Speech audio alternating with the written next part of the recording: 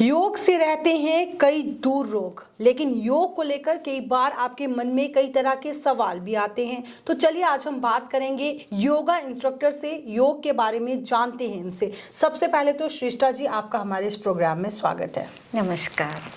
तो दर्शकों, जो इस वक्त आप हमारे इस वी द वीमेन प्रोग्राम को देख रहे हैं, हम आपको बताते चलें, श्रेष्ठा जी जो हैं वो योगा में नेशनल लेवल पर गोल्ड मेडल जो है वो भी हासिल कर चुकी हैं और साथ ही ये नेटबॉल एसोसिएशन ऑफ जे.एन.के की मेंबर भी है। तो चलिए आज हम जानते हैं इनसे योग के बारे में। श्रेष्ठा जी, आपका एक बार फिर से हमारे इस प्रोग्राम में स्वागत है। आपका बहुत बहुत आभार व्यक्त करती हूँ कि आपने मुझे अपने स्टूडियो में बुलाया और इस काबिल समझा कि मैं लोगों को अपने सुझाव जो है कुछ दे सकूँ योग के बारे में। तो सबसे पहले मेरे माता बहनों को, मेरे जो युवा हमारे साथी हैं, उन सभी को मैं योग के लिए प्रेरित करती हूँ कि योग जो है एक अपने आप में चमत्कार है। आइए इसको शुरुआत कीजिए इसकी और अपने जीवन में देखिए कि आप कितने चमत्कार पाएंगे। जी श्रेष्ठा जी, योग आपने किस उम्र से शुरू किया? योग तो मैं बचपन से ही मैम करती आ रही हूँ जी। उस समय हमें ये नहीं पता था कि इसको योग कहते हैं। हमने एक फिजिकल एक्सरसाइज के तौर पे उस समय हमने इसको लिया था जी। लेकिन बाद में वही जो है आसन, जैसे सर्वांगासन हो गया, चक्रासन हो गया, तो वो मैं करती रहती थी घर में। जब भी मुझे मौका मिलता था तो मैं करती रहती थी जी। लेकिन जब वो बाबा रामदेव जी ने पतंजलि की तरफ से योग की शुरुआत की तो उस समय पता चला कि ये योग है जी। श्रेष्ठा जी, योग की तरफ आपका रुझान कब हुआ कि आपको ये पता लगा कि ये योग है, इससे इस तरह की जो बीमारियां हैं वो दूर होती हैं? फिटनेस की तरफ से तो मैम मेरा शुरू से ही, बचपन से ही रुझान था। मैं फिटनेस को लेकर हमेशा से ही लड़ रही हूँ। बचपन से ही लेके मैं खेलना, कूदना, नाचना, गाना, डांस करना, मतलब ये सारी चीज़ें मेरी दिनचर्या में शामिल थी। तो उसके बाद जैसे मेरी मैरिज हुई तो मेरा एक्सीडेंट हो गया था, तो मेरी जो स्पाइनल कॉर्ड में लगी थी, मैं 3 साल बेड पे रही हूँ। तो उन दिनों में मुझे किसी ने बोला कि आप योग क्यों नहीं करते हो, तो मैंने एक आसन से शुरू किया जी। तो मुझे वो अपने पुराने दिन जो है वो फिर से याद आ गए कि मैं तो ये बचपन से ही करती आ रही हूँ। और उन दिनों में मैंने बीच में कोई 3-4 या 5 साल के लिए मैंने छोड़ दिया था बीच में। लेकिन फिर मैंने जैसे ही एक आसन से शुरू किया, आप यकीन मानिए कि मुझे विद इन 1 मंथ में मैं चलना फिरना शुरू हो गई जी। तो फिर मैंने उसको अपनी दिनचर्या में शामिल कर लिया। मेरे से इतना चला नहीं जाता था, फिर भी मैं वहाँ से, हमारे वहाँ सिटी से जनाना पार्क, वहाँ पे क्लास लगती थी, तो मैं बच्चे को उंगली पकड़ के या कभी गाड़ी में, मतलब कैसे भी पहुँचने की कोशिश करती थी कि मैंने वो क्लास अटेंड करनी है ताकि मुझे थोड़ा रिलीफ मिले और कुछ आसन मुझे और करने को मिले। तो कुछ समय के बाद उन्होंने मुझे आगे से ऑफ़र किया कि मैम आप जहाँ पे क्लास लीजिए और आप बहुत अच्छा करने लगे हैं। तो फिर मैंने, उनको नहीं पता था कि मैं बीमार हूँ, तो मैंने बोला कि मैं खुद बीमार हूँ, मैं क्लास कैसे ले सकती हूँ, क्योंकि मैं तो अपनी बीमारी ठीक करने के लिए जहाँ पे आई हूँ। लेकिन वो कहते थे कि जिस परफेक्शन से आप योग करते हैं उससे लगता नहीं है कि आप बीमार हो, क्योंकि मैंने काफ़ी रिकवरी, बहुत जल्दी रिकवरी जो है वो योग से कर ली थी। तो मैं ये कह रही हूँ कि अगर मैं बेड पे पड़ी हुई 3 साल बेड पर पढ़ने के बाद अगर मैं योग से ठीक होके आज मैं दुनिया को योग सिखा रही हूँ, सबको प्रेरित कर रही हूँ, आप मानेंगे नहीं कि मेरे पास ऐसे ऐसे पेशेंट आते हैं। अभी मैं स्पाइनल का फुल ट्रीटमेंट करती हूँ, योग विद आयुर्वेद। तो होम क्लास लेती हूँ मैं, इवनिंग क्लास, मॉर्निंग, जो भी उनको सूट करता है।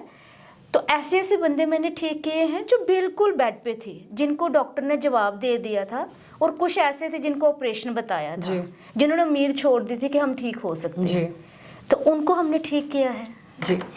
श्रेष्ठा जी, क्या आपको लगता है कि गलत एक्सरसाइज, गलत आसन से जो लोग जैसे गलत आसन कर लेते हैं तो उससे कोई नई बीमारी को न्योता दिया जाता है? जी, आपने बहुत अच्छा सवाल पूछा है।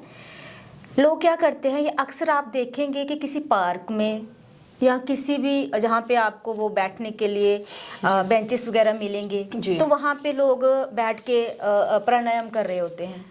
वो गलत है, बिल्कुल गलत है जी।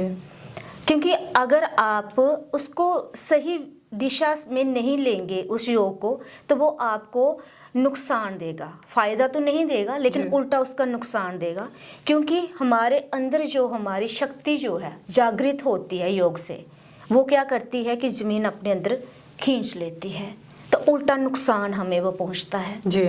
तो कभी भी आप बिना चटाई के कोशिश कीजिए कि कोई प्लास्टिक की शीट वगैरह बिछी हो तब आप कीजिए, मैट बिछा हो तब कीजिए। हाँ, लकड़ी का जैसे वुडन का कोई है बेंच वगैरह उस पे बैठ के आप कर सकते हैं, लेकिन ऐसे नहीं कि आप कहीं भी फर्श पे बैठ के, कहीं भी पार्क में कहीं घास अच्छी दिखी वहाँ बैठ के आपने योग करना शुरू कर दिया, नीचे कुछ नहीं बिछाया है, तो वो अच्छा नहीं है, वो आपकी सेहत को नुकसान देगा, ना कि आपको कोई फ़ायदा मिलेगा उससे जी। युवाओं की बात करते हैं तो आजकल के जो युवा हैं वो ज़्यादातर जिम जाना ज़्यादा प्रेफर करेंगे लेकिन योगा करना नहीं। तो आपको क्या लगता है कि जिम और योगा की, तो जिम और योगा में से आपको क्या चीज़ जो है वो बेटर लगती है? यानी जैसे आपने बताया कि आप योगा से कई लोग जो है, कई ऐसे पेशेंट थे जो रिकवर नहीं हो सकते थे, उन्हें आपने ठीक किया। तो आपके हिसाब से, आपके मुताबिक आपको क्या लगता है कि योग ज़्यादा बेटर है या फिर जिम? मैम वैसे तो योग बेटर है कि बहुत ही बेस्ट है, लेकिन मैं किसी भी कंट्रोवर्सी में नहीं पड़ना चाहती कि जिम में जाना लोग छोड़ दें।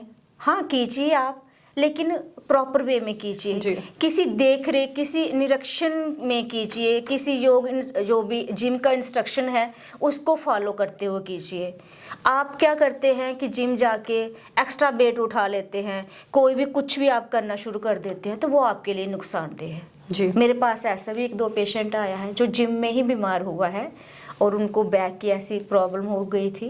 तो इसलिए मैं नहीं चाहती कि युवा जो है अपने आप को फिट करने के बजाय उल्टा नुकसान लेके और अपनी बॉडी का बिल्कुल सत्यानाश कर लें। तो मैं ये नहीं कहूँगी कि जिम जाना गलत है। कई बार इंसान को होता है कि वो अपने एंटरटेनमेंट के लिए भी वो चीज़ को अप्लाई करता है।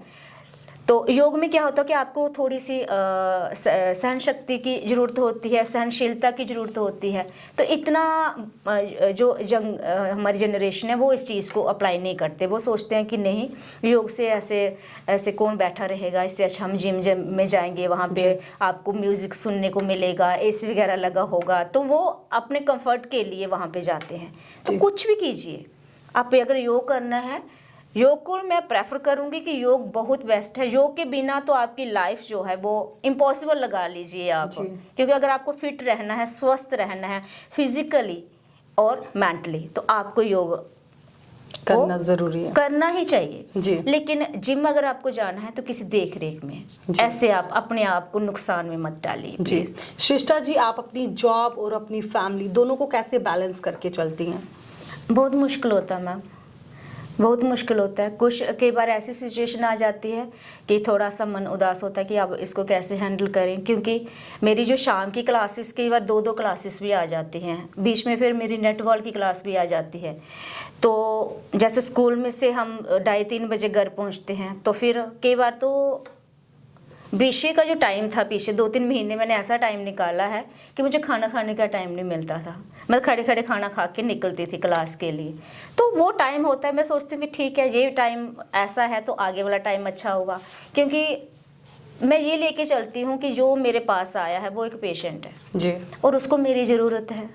तो मैं ये नहीं सोचती हूँ कि नहीं मुझे अपना कंफर्ट देखना है। मैं कहती कोई बात नहीं, क्योंकि मेरी 1 मंथ की क्लास में ही हम रिकवरी, मैक्सिमम पेशेंट की रिकवरी हो जाती है। तो हम सोचते 1 मंथ की बात है, कोई बात नहीं, नेक्स्ट मंथ मैं अपने लिए वो रेस्ट जो है वो कर लूँगी जी। तो वो चीज़ मैं लेके चलती हूँ जी। सृष्टा जी, फैमिली में सबसे ज़्यादा सपोर्ट आपको कौन करता है? वैसे अपनी फैमिली के बारे में सबको बताना तो नहीं चाहिए इस तरह से, लेकिन मुझे किसी का भी सपोर्ट नहीं मिला। मदर तो मेरी थी नहीं बचपन में, इवन कि मुझे ही पूरी फैमिली को संभालना पड़ा जी। तो बाकी किसी का भी नहीं सपोर्ट मिला, किसी का भी नहीं मिला। तो गुरविंदर मैम का बहुत सपोर्ट मिला मुझे जी। हमारे टेबल टेनिस जिसकी मैं प्लेयर हूँ अभी, और अभी मैं एज ए कोच केस पब्लिक में सिखा भी रही हूँ जी। वो नरेंद्र कौर मैम थे। फर्स्ट जो था, जो मोटिवेशन था वो उनकी तरफ से था। मैं उनके पास टेबल टेनिस सीखने के लिए गई थी, तो जब मैंने उनको बताया कि मैं योग की इंस्ट्रक्टर भी हूँ योग, तो उन्होंने मुझे अप्रिशिएट किया, मोटिवेट किया कि नहीं ऐसे नहीं बैठना घर। तब मैं जॉब नहीं करती थी, तो उनका मुझे बहुत सपोर्ट मिला। यानी फैमिली की तरफ से आपको कोई भी किसी रिलेटिव से नहीं मिला, किसी से कुछ नहीं। मतलब जो भी मैंने किया अपने दम पे किया। आज 4-5 चैनल पे मेरा इंटरव्यू हो चुका है, गुलिस्तान न्यूज़ पे भी हुआ था, मतलब सभी पे हुआ है मैक्सिमम पे। और एज ए योग इंस्ट्रक्टर मुझे आधे से ज़्यादा जम्मू मुझे जानता है। और स्पाइनल ट्रीटमेंट करती हूँ, ये भी आए दिन क्लासेस मेरी मिस नहीं होती, चलती रहती है। इवन कि 2-2, 3-3 महीने लोग वेट भी करते हैं मेरी क्लास का। लेकिन फिर वो फैमिली और रिलेटिव्स की तरफ से कोई सपोर्ट नहीं कभी मिला। हमारे जो दर्शक इस वक्त इस प्रोग्राम को देख रहे हैं वो ये जानना चाहेंगी कि आपकी फैमिली में कौन कौन है? फैमिली में मेरे हम 3 बहनें हैं, 2 भाई हैं और मैं सेकंड नंबर पे हूँ। बड़ी दीदी जो है वो टीचर हैं अभी, तो मैं ही बड़ी थी। मतलब वो बड़े तो कहने को वो बड़े थे, लेकिन वो होता है ना एक बंदा घर में थोड़ा सा तेजरार होता है और दूसरा थोड़ा सा शाई टाइप का होता है। तो वो घर को देखते थे, मैं बाहर का देखती थी। तो सारा A to Z मुझे ही करना पड़ा। इवन शादियाँ पाला पहले उनको, फिर शादियाँ, फिर सब कुछ, सब एवरीथिंग लगा लीजिए आप। तो वो किया उनका। तो दीदी ऐसे सपोर्टिव है मेरे पास, लेकिन उनको उस वे में उस टाइम वो सपोर्ट नहीं कर सकते थे, क्योंकि उनको वो खुद अनसपोर्टिव थे, तो वो मुझे क्या सपोर्ट करते हैं। तो बाकी भाई बहन मेरे छोटे थे, तो फादर की तरफ से कोई सपोर्ट नहीं मिला। तो रिलेटिव्स की तरफ से भी किसी ने नहीं, मतलब होता है कि एक मोटिवेशन या कुछ नहीं। इवन कि मैं कोई कुछ डालती हूँ तो ऐसे मुझे किसी ने बोला कि फेसबुक पेज पे वो बनाइए, तो अपने अपलोड कीजिए। तो मैंने वहाँ पे वो करना, जबकि मुझे अच्छा नहीं लगता, फ़ोन पे ज़्यादा रहना अच्छा नहीं लगता। तो उन दिनों में कोविड था तो फ्री थी, तो काफ़ी वीडियोस वगैरह बनाती थी मैं। वो बनाती थी इसलिए कि जैसे आपका फ़ोन आ गया कि मैम मुझे ये प्रॉब्लम है, तो मैं क्या करूं, लोगों को पता लगे उसके बारे में। तो मैं क्या करती थी कि मैं कहती थी कि मैं ऐसे कैसे आपको बताऊं, ऐसा करो आप रुको, मैं शाम तक आपको वीडियो बना के पूरा वो एक्सप्लेन करके भेज दूंगी जी। तो मैं क्या करती थी कि उसको एक्सप्लेन करके तो वीडियो बना के भेज देती थी। तो फिर किसी ने बोला कि आप ऐसे वीडियो क्यों भेजते हो, आप फेसबुक पे, इंस्टा पे, यूट्यूब पे क्यों नहीं डालते। तो जब मैंने स्टार्ट किया तो स्टार्टिंग में 1 मंथ में थोड़ा थोड़ा अपने रिलेटिव्स का थोड़ा थोड़ा वो आया, लेकिन सपोर्ट थोड़ा थोड़ा बीच में किसी का, वो भी 1% का।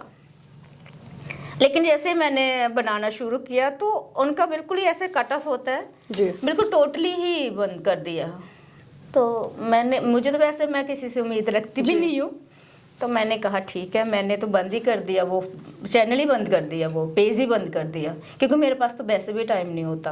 वो उन्हीं लोगों का था कि आप प्लीज़ बनाइए, आप भेजिए, आप लाइक भी काफ़ी थे, तो फिर मैंने वो बंद कर दिया। दैट मीन्स कि आप किसी की भी वीडियो देखेंगे, आप किसी को भी सपोर्ट करेंगे, मुझे भी किसी की वीडियो भेजेंगे, लेकिन जो आपके अपने हैं आप उनको सपोर्ट नहीं करेंगे जी।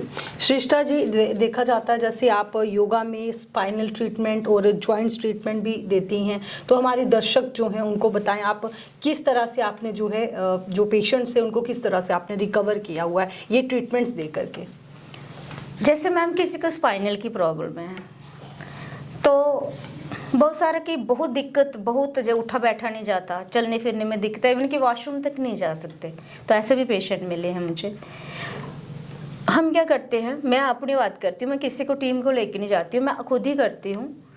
तो पहले मैं उनको योग करवाती हूँ, जैसे आधा पौना घंटा उनका योग का सेशन रहा, फिर कुछ जड़ी बूटियों से कुछ ऑयलिंग मसाज होती है वो करते हैं, तो उससे बहुत जल्दी रिकवरी होती है। उससे क्या होता है कि अगर आपको डिस्क की प्रॉब्लम है, आपके जॉइंट हिल गए हैं, गैप आ गया है, ठीक है, तो वो धीरे धीरे आपकी रिकवरी होना शुरू हो जाती है उससे जी।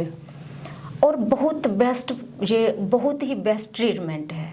ये ऐसा नहीं है कि आपने आज करवाया तो पता नहीं फ़र्क पड़ेगा, नहीं, मतलब जिसको भी किया है, किसी ने बोला नहीं है कि नहीं, फर्क पड़ा। हाँ, अगर फर्क नहीं पड़ता है तो वो उनकी अपनी परेशानी है। उन्होंने जो मैंने उनको डाइट प्लान बताया है उसको फॉलो नहीं किया है, जो मैंने उनको टिप्स बताए हैं उनको फॉलो नहीं किया है, उसकी वजह से उनमें कोई कमी रह सकती है। क्योंकि अगर आपको स्पाइनल की प्रॉब्लम है, ठीक है, स्पॉन्डिलाइटिस है, सर्वाइकल है, तो ऑब्वियसली रेस्ट बनती है। आप रेस्ट के बिना अगर बोलेंगे कि खाली हमने ट्रीटमेंट करवा लिया, योग कर लिया, जब तक आपकी रिकवरी नहीं होती आपको थोड़ी बहुत रेस्ट जो है बनती है। तो जब आप बिल्कुल रेस्ट करेंगे ही नहीं तो वो कैसे होगा, क्योंकि वो आपकी जो है वर्टेब्रा जो वो हिल जाती हैं, तो जिसकी वजह से वो प्रॉब्लम बनी रहती है, थोड़ी बहुत प्रॉब्लम बनी रहती है। ये नहीं कहते कि बिल्कुल रहेगी वैसी की वैसी, फर्क पड़ जाएगा। जैसे आपको 100% प्रॉब्लम है तो आपको 50% 60% फर्क पड़ जाएगा, लेकिन 40% आपकी जो आपने टिप्स फॉलो नहीं की है उसकी वजह से रह जाएगा। द न्यूज़ नाउ के व्यूअर्स जो इस वक्त इस प्रोग्राम को देख रहे हैं उनके लिए श्रेष्ठा जी आप क्या मैसेज देना चाहेंगे? तारिका मैम जी, मैं तो मैसेज इतना ही देना चाहती हूँ कि समय तो किसी के पास होता नहीं है, बस समय निकालना पड़ता है जी। अगर आप 24 घंटे में अपने लिए आधा घंटा नहीं निकाल पाते हैं तो फिर आपका इंसान जूनी में आना मेरे ख्याल में बेकार ही है ना। आप अपने लिए, खासकर महिलाएं अपने लिए बिल्कुल भी समय नहीं निकालती हैं। अपने पति के लिए समय निकालेंगी, अपने बच्चों के लिए समय निकालेंगी, तो प्लीज़ आपसे विनती है, रिक्वेस्ट है कि अपने लिए प्लीज़ आधा घंटा दिन में ज़रूर निकालिए, सुबह शाम जब भी टाइम मिलता है, और योग को कीजिए, अपनी दिनचर्या में शामिल कीजिए ताकि आप अपनी एक स्वस्थ लाइफ जो वो जी सके। श्रेष्ठा जी तमाम जानकारी के लिए बहुत बहुत शुक्रिया। तो ये थी वी द वीमेन प्रोग्राम में हमारे साथ योगा इंस्ट्रक्टर श्रेष्ठा जी, और इन्होंने योग के बारे में जो भी दर्शक इस वक्त इस प्रोग्राम को देख रहे हैं उन्हें पूरी जानकारी दी, और इसके साथ ही हम इनसे योगा के कुछ आसन जो है वो हमारे दर्शकों को भी बताएंगे।